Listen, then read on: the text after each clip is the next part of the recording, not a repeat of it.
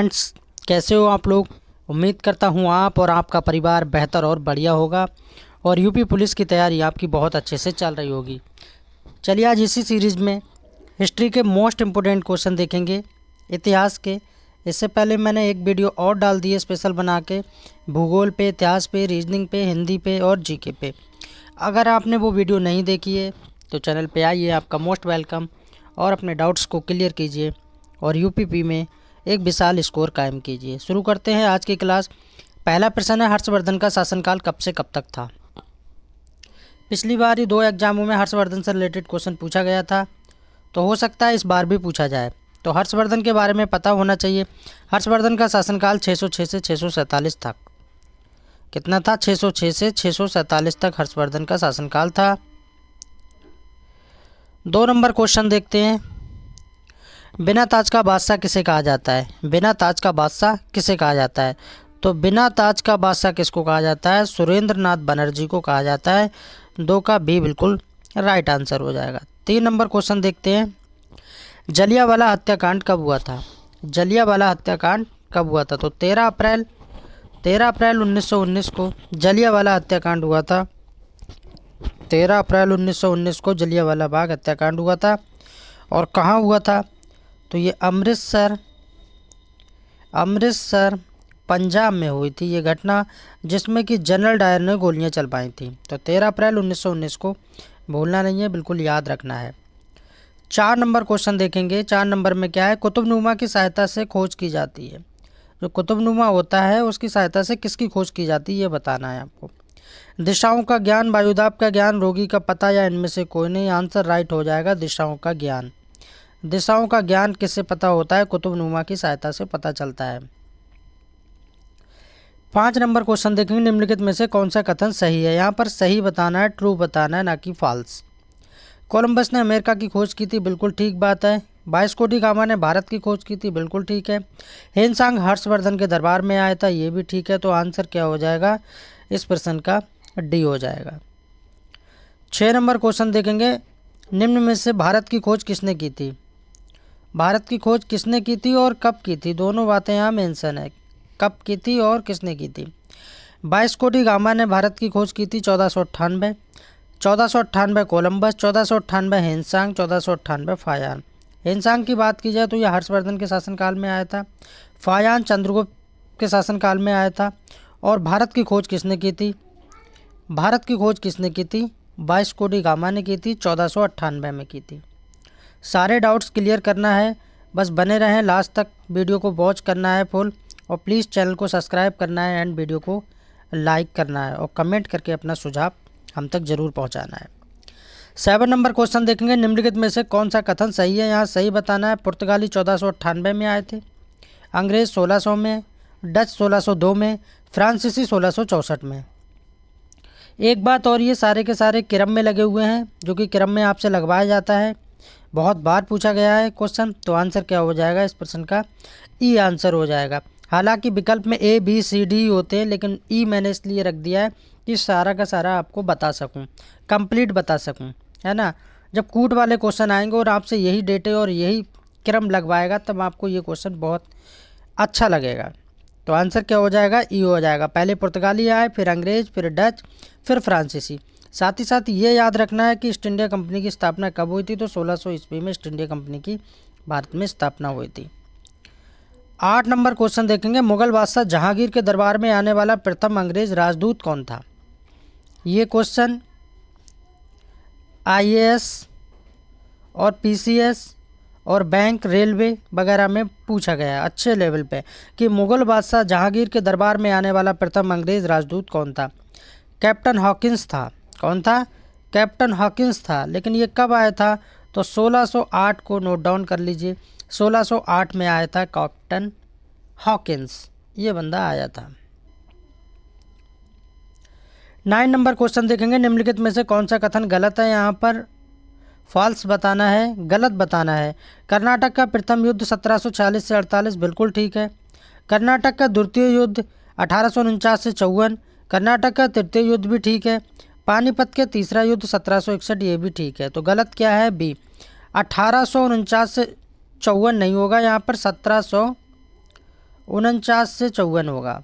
क्या होगा? 1749 से 54 तक कर्नाटक का द्वितीय युद्ध हुआ था, जबकि यहाँ पर दिया है 1849 से 54 तक। पानीपत के कितने युद्ध हुए हैं? 3 युद्ध हुए हैं। पहला 1526 और दूसरा 1556 और तीसरा 1761। ये भी जानकारी साथ ही साथ कंप्लीट रखना है। 10 नंबर क्वेश्चन देखेंगे। 1746 ईस्वी से 1763 तक के बीच 3 युद्ध लड़े गए, जिनको किस नाम से इतिहास में जाना जाता है? 1746 से बताना है आपको, और 1763 के बीच में जो 3 निर्णायक युद्ध लड़े गए उनके बारे में बताना है। उनको क्या कहते हैं? कर्नाटक का युद्ध कहते हैं। कर्नाटक के 3 युद्ध यहाँ पर लड़े गए हैं, है ना।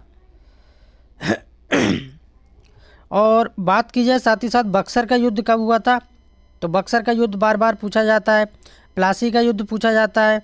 पानीपत का मैं बता ही चुका हूँ।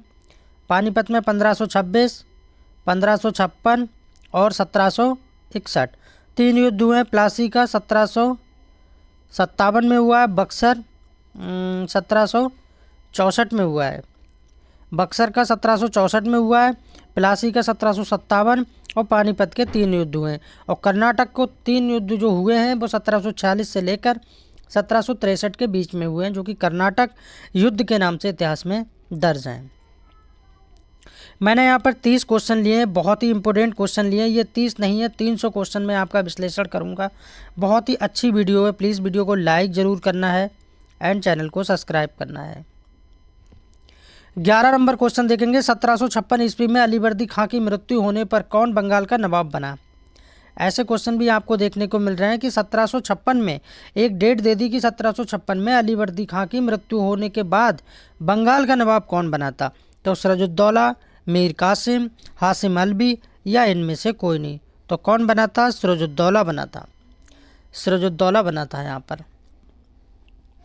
अब इसके बारे में थोड़ा सा आपको पता होना चाहिए, क्योंकि बार बार आपसे क्वेश्चन पूछ लेता है। थोड़ा सा टाइम लूँगा मैं। थोड़े से यहाँ पर क्वेश्चन बन जाते हैं कि आखिरकार इसमें क्या हुआ था। ईस्ट इंडिया कंपनी की स्थापना क्या हुई थी? 1600 में हुई थी। क्वेश्चन बन जाता है। 1756 में क्या हुआ था? 1756 में अलीवर्दी खां की मृत्यु होने पर उसका पौत्र कौन था? उसका पौत्र था सिराजुद्दौला बंगाल का नवाब बन गया। एक बार सिराजुद्दौला ने अंग्रेज़ों को गढ़ में यानी कोलकाता पर आक्रमण करके परास्त कर दिया था, है ना। फिर इसके बाद क्या हुआ था? रॉबर्ट क्लाइव ने पुनः समझौता कर लिया था और उसको हराकर संधि कर ली थी। और एक संधि पूछी जाती है आपकी, तो 9 फरवरी 1757। आगे पढ़ेंगे अलीनगर की संधि, जो कि बहुत फेमस थी। नवाब और सेनापति मीर जाफ़र के बीच हुई थी। और इसमें क्या हुआ था? जो उसका सेनापति था, किसका? नवाब का, मीर जाफ़र स्वयं बंगाल का नवाब बन गया था। वह अंग्रेज़ों से मिल गया था, इसीलिए ये सब हुआ था। आगे देखते हैं इसके बारे में, और भी है। 12 नंबर क्वेश्चन देखते हैं। नवाब तथा अंग्रेज़ों के बीच कौन सी संधि हुई थी? नवाब तथा यानी नवाब सिराजुद्दौला की बात हो रही है। नवाब सिराजुद्दौला तथा अंग्रेज़ों के बीच कौन सी संधि हुई थी? अलीनगर की संधि, महेंद्रनगर की संधि, बैरमनगर की संधि या इनमें से कोई नहीं। तो कौन सी संधि हुई थी नवाब तथा अंग्रेज़ों के बीच? 9 फरवरी, याद रखना है, 9 फरवरी 1757 को कौन सी संधि हुई थी? अलीनगर की संधि हुई थी। अलीनगर की संधि हुई थी, ये याद रखना है। 13 नंबर क्वेश्चन देखेंगे। नवाब सिराजुद्दौला का सेनापति कौन था? क्वेश्चन में पूछा जा रहा है कि नवाब सिराजुद्दौला का सेनापति कौन था? सेनापति बताना है। मीर जाफ़र, मोहम्मद बिन कासिम नहीं हो सकता, क्योंकि ये 712 के लगभग आया था। मोहम्मद बिन कासिम, मोहम्मद बिन तुगलक और अमित चंद। तो 13 का राइट आंसर क्या हो जाएगा? मीर जाफ़र हो जाएगा। नवाब सिराजुद्दौला का सेनापति कौन था? मीर जाफ़र था। और अंग्रेज़ों से मिल गया था यही मीर जाफ़र। अंग्रेज़ों से मिल गया था मीर जाफ़र, और उनके साथ राय दुर्लभ, जे नाम पूछे जाते हैं आपसे, याद रखना है। एक राय दुर्लभ नाम के बंदा था, ये राय दुर्लभ और जगत सेठ और अमीचंद, ये बंदे इनके साथ मिल गए थे और नवाब के साथ विश्वासघात कर दिया उनके सेनापति ने, क्योंकि सेनापति खुद बंगाल का नवाब बनना चाहता था, यानी कि मीर जाफ़र। और अंग्रेज़ों ने इस नीति का फ़ायदा उठाया था। 14 नंबर क्वेश्चन देखेंगे, मीर कासिम का सेनापति कौन था। वहाँ नवाब का सेनापति पूछा जा रहा था, यहाँ मीर कासिम का सेनापति कौन था। तो आंसर हो जाएगा समरू। समरू को बनाया था। कौन था ये? समरू को बनाया था।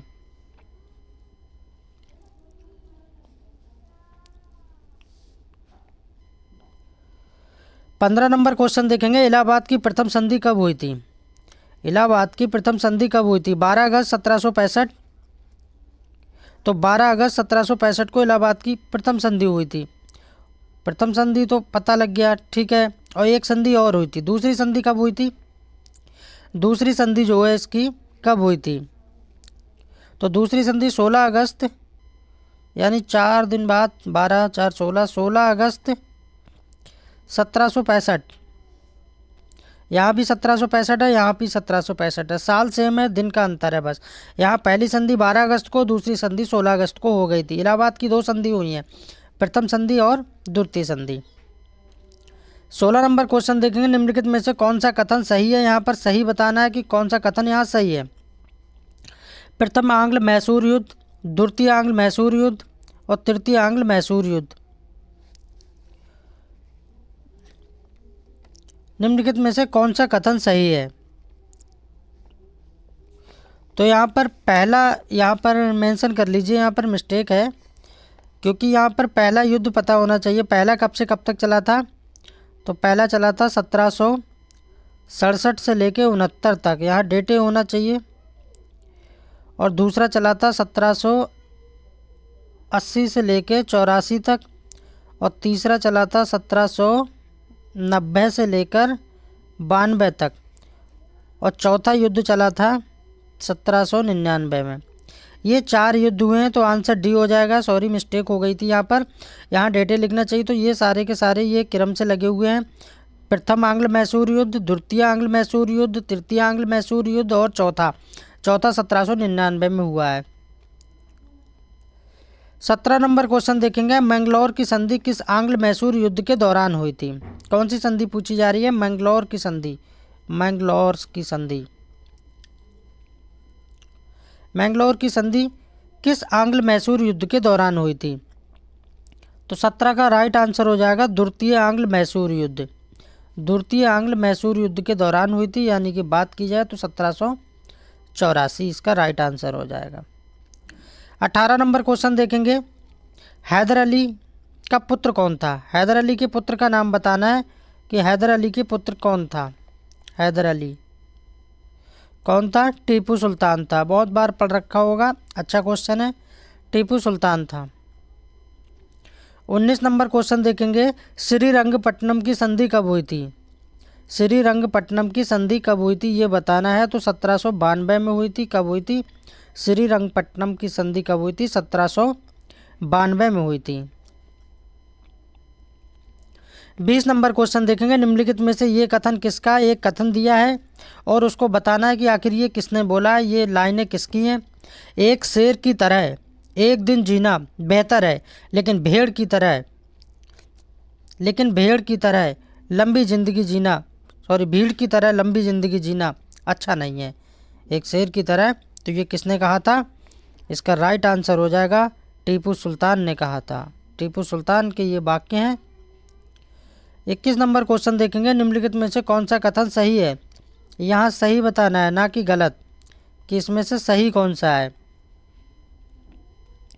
प्रथम मराठा युद्ध 1775 से 1782 तक, सही है। द्वितीय मराठा युद्ध 1803, बिल्कुल ठीक है। तृतीय मराठा युद्ध 1804 से 1805 तक। तो आंसर क्या हो जाएगा? डी हो जाएगा। और यही आपसे बदल बदल के क्वेश्चन पूछे जाएंगे एग्जाम में, तब आपको ये डेटे वहाँ पर कंफ्यूज करेंगी। इसलिए वीडियो को फुल वॉच कीजिए और डाउट्स क्लियर कीजिए। किस मराठा युद्ध के दौरान राजपुर घाट की संधि हुई थी। किस मराठा युद्ध के दौरान राजपुर घाट की संधि हुई थी, ये बताना है आपको। तो द्वितीय मराठा युद्ध के दौरान, तृतीय मराठा युद्ध के दौरान, कौन सा युद्ध था? तृतीय था। तृतीय मराठा युद्ध के दौरान कब हुई थी संधि इसकी? 1806 में हुई थी।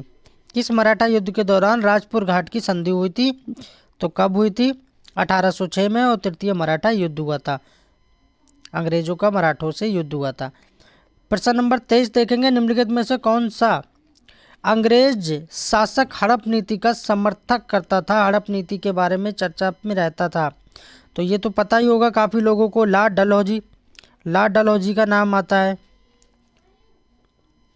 24 नंबर क्वेश्चन देखेंगे, निम्नलिखित में से किस अंग्रेज शासक का ये कथन है कि जिन जिन राजाओं को कोई पुत्र न हो वह मेरी बिना अनुमति के किसी को गोद नहीं ले सकता? इतनी बड़ी भविष्यवाणी, इतनी बड़ी बात कही थी, ऐसा कौन अंग्रेज शासक था? Lord Dalhousie, Lord Wellesley, Lord Clive, Lord William Bentinck. Lord William Bentinck नहीं होगा, बहुत अच्छा आदमी था। आंसर क्या हो जाएगा? लॉर्ड डलहौजी हो जाएगा। लॉर्ड डलहौजी ने कहा था कि जिन जिन राजाओं को कोई पुत्र ना हो वह मेरी बिना अनुमति के किसी को गोद नहीं ले सकता। ये बिल्कुल ठीक हो जाएगा।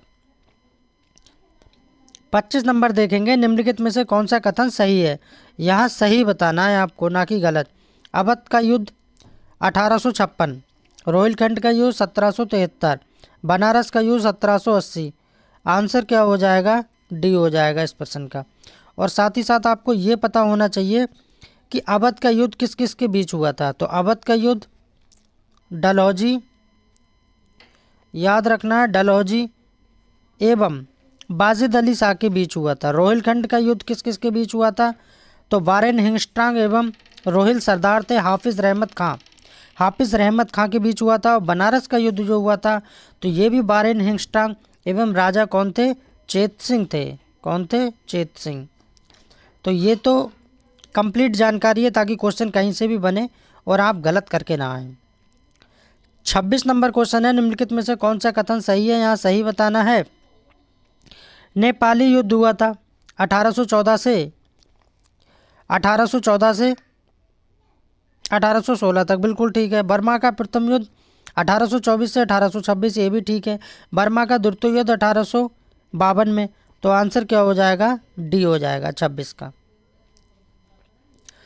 27 नंबर देखेंगे, सिंगौली की संधि कब हुई थी? किसकी बात हो रही है? सिंगौली की। ये भी सिंगौली की संधि हुई थी। सिंगौली की संधि कब हुई थी? 1816, 1826, 1850, 1856। तो कब हुई थी? 1816 में हुई थी। 1816 में हुई थी। अंग्रेज एवं गोरखों के बीच हुई थी। ये बात भी याद रखना, पता होना चाहिए। अंग्रेज एवं गोरखों के बीच हुई थी, गोरखों के बीच। 28 नंबर देखेंगे, यांडबू की संधि कब हुई थी? किसकी बात हो रही है? यांडबू की संधि कब हुई थी ये बताना है आपको। तो 28 का राइट आंसर हो जाएगा 1826 में हुई थी। सेकंड लास्ट क्वेश्चन देखेंगे इस वीडियो का, 29 नंबर, लाहौर की संधि कब हुई थी? लाहौर की संधि कब हुई थी? तो 1846 में हुई थी। 1846 में लाहौर की संधि हुई थी। और लास्ट क्वेश्चन देखेंगे इस वीडियो को, अंग्रेजों का पंजाब पर पूर्ण अधिकार कब हो गया था? पंजाब की बात हो रही है। पंजाब की राजधानी क्या है? चंडीगढ़। क्या है? चंडीगढ़। और हरियाणा की राजधानी क्या है? कमेंट में बताएंगे सभी लोग। पंजाब की मैंने बता दी है, हरियाणा की आपको बताना है कमेंट में, हरियाणा की राजधानी क्या है।